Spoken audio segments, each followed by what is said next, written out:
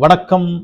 ஒரு மோதிரத்துக்கு வெறும் ஒரு பைசா மட்டும் கோட் பண்ணி தாய்மாமன் சீருக்கான அந்த மோதிரத்துடைய கான்ட்ராக்டை கைப்பற்றி இருக்கிறார்கள் ஜாய் ஆலுகாஸ்.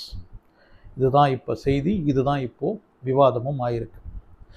தாய்மாமன் சீர் நமக்கெல்லாம் தெரியும் இல்லையா? தாவேகா அரசு அறிவிச்சிருந்தாங்க 2026 ஜூன் 22க்கு அப்புறம் பிறக்கும் ஒவ்வொரு குழந்தைக்கும், கவர்மெண்ட் ஹாஸ்பிட்டலில் பிறக்கிற ஒவ்வொரு குழந்தைக்கும் 1 கிராம் தங்கம் தாவேகா அரசு மூலம் விஜயின் தாய்மாமன் சீர் அப்படின்ற பேரில் அந்த ஒரு திட்டம் அறிவிக்கப்பட்டிருந்தது. அந்த ஒரு திட்டத்துக்கான மோதிரம் வாங்கணும் இல்லையா? ஏன்னா விஜயுடைய படம் போட்டு ஹால்மார்க் சிம்பிளுடன் மோதிரம் வாங்கணும் இல்லையா? அதுக்காக டெண்டர் விடப்பட்டிருந்தது. ஒரு 11 ஜுவல்லரி கம்பெனிங்க வந்து அந்த டெண்டரில் கலந்துக்கிட்டாங்க. அதில் வெறும் ஒரு பைசா கோட் பண்ணி அந்த கான்ட்ராக்டை கைப்பற்றி இருக்கிறார்கள் ஜாய் ஆலுகாஸ். ஒரு பைசா அப்படின்னா ஒரு மோதிரத்துக்கான செலவு இருக்கும் இல்லையா? அதாவது அந்த மோதிரத்துக்கான தங்கத்தின் விலை எவ்வளவோ அதை கொடுக்கணும் கவர்மெண்ட். ஆனால் சேதாரம், டிரான்ஸ்போர்ட், இன்சூரன்ஸ், ஹால்மார்க் சிம்பிள் இதுக்கான எந்த ஒரு சார்ஜும் அவங்க பண்ணல. அந்த மோதிரத்துக்கு தங்கத்தின் விலை என்னவோ அந்த ஒரு விலையிலேயே இவங்க கொடுக்க போகிறாங்க. யார்? ஜாய் ஆலுகாஸ்.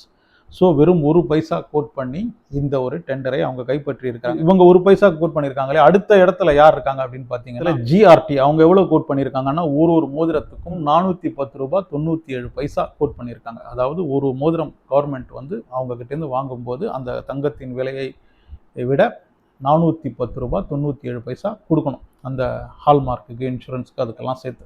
3வது இடத்துல உம்மிடி பங்காரு ஜுவல்லரி. அவங்க வந்து 822 ரூபாய் 97 பைசா கோட் பண்ணியிருக்கிறாங்க. ஒரு மோதிரம் அவங்க கிட்டேருந்து வாங்கும்போது, இந்த தாய்மாமன் சீர் ஸ்கீமுக்காக ஒரு மோதிரமும் அவங்க கிட்ட வாங்கும்போது அந்த ஒரு மோதிரம் செய்வதற்கான தங்கத்தின் விலையை தவிர்த்து 822 ரூபாய் 97 பைசா கொடுக்கணும் அப்படின்னு அவங்க கோட் பண்ணியிருக்காங்க. ஜாய் ஆலுகாஸ் கொடுக்குற அதே ரேட்டுக்கு வேற யாராவது கொடுக்கறதுக்கு, அந்த ஒரு பைசாக்கு கொடுக்கறதுக்கு விருப்பப்படுறீங்களா அப்படின்னு கேட்டதுக்கு கல்யாண் ஜுவல்லரி நாங்கள் கொடுக்குறோம் அப்படின்னு சொல்லியிருக்கிறாங்க. அதனால் இப்போ என்ன ஆயிருக்குன்னா 70%, அதாவது ஒரு வருஷத்தில் 4,41,667 தங்க மோதிரம் இவங்க வாங்க போகிறாங்க. அதில் 70% வந்து ஜாய் ஆலுகாஸ் கிட்டே இருந்தும் 30% வந்து கல்யாண் ஜுவல்லரி கிட்டே இருந்தும் வாங்க போகிறாங்க. சரி, இவ்வளவு கம்மியாக ஜாய் ஆலுகாஸ் வந்து வெறும் ஒரு பைசா மட்டும் சார்ஜ் பண்ணி, அதாவது வேஸ்டேஜ் கிடையாது, இன்சூரன்ஸ் கிடையாது, பதிக்கிற அந்த ஹால்மார்க், விஜயுடைய படம், இதுக்கெல்லாம் வந்து கண்டிப்பாக செலவாகும், இதனால் வேஸ்டேஜ் வரும். அப்படி இருந்தும் ஜாய் ஆலுகாஸ் வந்து வெறும் ஒரு பைசா கோட் பண்ணியிருக்காங்களே, இதுக்கு காரணம் என்ன? அதனால் அவங்களுக்கு ஏதாவது பயன் இருக்கா அப்படின்னா, சரியான ஒரு பிஸ்னஸ் பிளானோட தான் இந்த ஒரு பைசாவை ஜாய் ஆலுகாஸ் வந்து கோட் பண்ணியிருக்காங்க. எப்படி அப்படின்னு கேட்டிங்கன்னா, இப்போ இந்த டெண்டரில் 2வது குறைவாக கோட் பண்ணது வந்து ஜிஆர்டி. அவங்க வந்து 410 ரூபாய் கோட் பண்ணியிருக்காங்க. சரி, இப்போ அந்த 410 ரூபாய் ஒரு வருஷத்துக்கு 4,41,670 மோதிரம் வாங்கும்போது ஜிஆர்டிக்கு கிடைக்க போவது 18 கோடி ரூபாய். அதாவது அந்த வேஸ்டேஜ், இன்சூரன்ஸ் அதுக்கெல்லாம் சேர்த்து. இப்போ அந்த ஒரு பணம், அந்த 18 கோடி ரூபாய் கண்டிப்பாக ஜாய் ஆலுகாஸுக்கு கிடைக்காது. ஆனால் அதை விட பல மடங்கு பிஸ்னஸ் வந்து ஜாய் ஆலுகாஸுக்கு கிடைக்கும். ஏன்னா அவங்க சாதாரணமாக விளம்பரத்துக்கு செலவு பண்ணுறது ஒரு வருஷத்துக்கு தமிழ்நாட்டில் 14 கோடி ரூபாய் கடந்த 2023 கணக்குப்படி. இப்போ இந்த 18 கோடி ரூபாய் அவங்களுக்கு இழப்பு இருந்தாலும் தமிழ்நாட்டில் மட்டும் ஒரு வருஷமும் ஜாய் ஆலுகாஸுடைய பிஸ்னஸ் அப்படின்றது வந்து 4000 கோடிக்கு மேலே. இப்போ இந்த தாய்மாமன் சீர் மூலமாக பல வீட்டிலையும் இவங்களுடைய அந்த பேர் போய் சேரும். ஜாய் ஆலுகாஸ் அப்படின்ற அந்த ஒரு பேருக்கு மிகப்பெரிய விளம்பரம் கிடைக்கும் இதனாலே. அப்படி இருக்கும்போது 4000 கோடி ஒரு வருஷத்துக்கு தமிழ்நாட்டில் பிஸ்னஸ் பண்ணுற ஜாய் ஆலுகாஸுக்கு அது 8000 கோடியாக மாறும். ஏன்னா அவ்வளவு விளம்பரம் அவங்களுக்கு கிடைக்குது. ஸோ இந்த தாய்மாமன் சீர் மோதிரத்துக்கு ஜாய் ஆலுகாஸ் ஆகிற செலவு, அதாவது எக்ஸ்ட்ரா செலவு வந்து வெறும் ஒரு பைசா கோட் பண்ணி இருந்தாலும் அதன் மூலமாக அவங்க சம்பாதிக்க போகிறது அப்படின்றது 10,000 கோடி.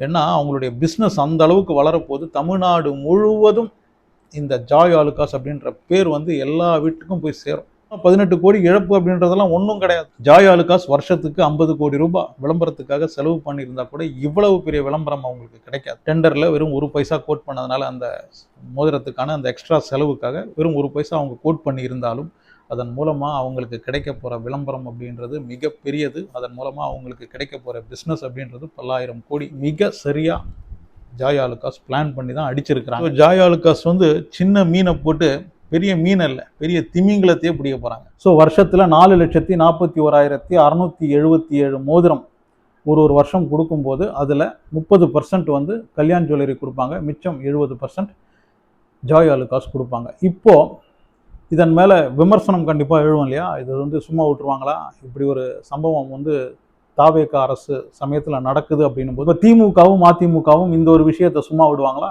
அதில் அதிமுக என்ன சொல்கிறாங்கன்னா, ஜாய் ஆலுகாஸுடைய சிஸ்டர் கன்சர்ன் தான் ஜோஸ் ஆலுகாஸ். அந்த ஜோஸ் ஆலுகாஸுடைய பிராண்ட் அம்பாசிடர், அதாவது விளம்பர தூதர் தான் விஜய். ஸோ அதனால தான் இந்த ஒரு டெண்டர் ஜாய் ஆலுகாஸுக்கு கிடைச்சிருக்கு அப்படின்னு அதிமுக சொல்றாங்க.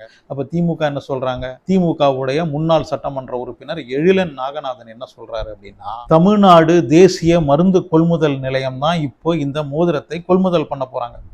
இது வரைக்கும் தமிழ்நாடு தேசிய மருந்து கொள்முதல் நிலையம் வந்து நல்ல நல்ல மருந்துகளை எல்லாம் கொள்முதல் பண்ணிக்கிட்டு இருந்தாங்க. இப்போ இந்த மாதிரி மோதிரங்களை எல்லாம் கொள்முதல் பண்றதுனால டிஎன்எம்எஸ்சி, அதாவது தமிழ்நாடு மெடிக்கல் சர்வீஸ் கார்பரேஷன் வந்து அதன் பெருமையை இழந்து விட்டது அப்படின்னு திமுகவின் முன்னாள் சட்டமன்ற உறுப்பினரும் ஸ்டாலின் குடும்பத்துக்கு மிக வேண்டியவருமான எழிலன் நாகநாதன் சொல்லியிருக்கிறார். ஜாய் ஆலுகாஸ் இந்த ஒரு பைசா மட்டும் கோட் பண்ணதுனால தமிழக அரசுக்கு 18 கோடி ரூபாய் வருஷத்துக்கு இந்த ஒரு திட்டத்தின் மூலமா லாபம் இருக்கு. அதாவது லாபம் அப்படின்னா, ஒருவேளை அவங்க வந்து ஜிஆர்டி உடைய ரேட்டு தான் ரெண்டாவது அவங்க தானே கோட் பண்ணியிருந்தாங்க, அந்த ஒரு ரேட்டுக்கு இந்த நகையை வாங்கியிருந்தாங்கன்னா வருஷத்துக்கு 18 கோடி ரூபாய் அதிகமாக கொடுக்க வேண்டியிருக்கும். அது இப்போ கொடுக்க வேண்டியதில்லை. ஏன்னா ஜாய் ஆலுகாஸ் வந்து இந்த சேதாரம், ஹால்மார்க்கு அதுக்கெல்லாம் தனியாக சார்ஜ் பண்ணாததுனால வருஷத்துக்கு 18 கோடி ரூபாய் அவங்க ஒரு பட்ஜெட் போட்டதுலேருந்து கொஞ்சம் மிச்சமாகும். தமிழ்நாட்டில் பெரும்பாலான வீடுகளில் இந்த தாய்மாமன் சீர் மோதிரம் இருப்பதனால தாவேக அரசுக்கு இன்னும் கொஞ்சம் பாப்புலாரிட்டி கூடும்.